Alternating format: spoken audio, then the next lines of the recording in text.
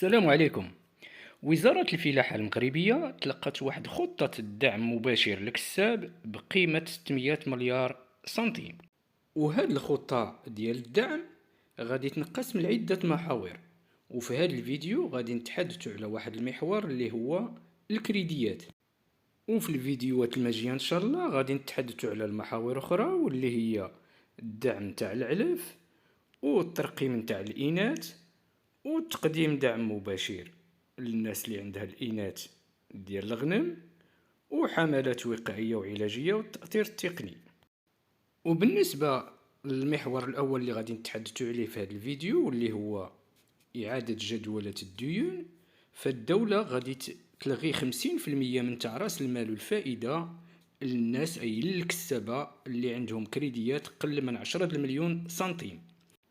وبالنسبة للكسابة اللي عندهم الكريديات من 10 حتى 20 مليون سنتيم، فالدولة غادي تلغي لهم 25% من الكريدي والفايدة نتاعو.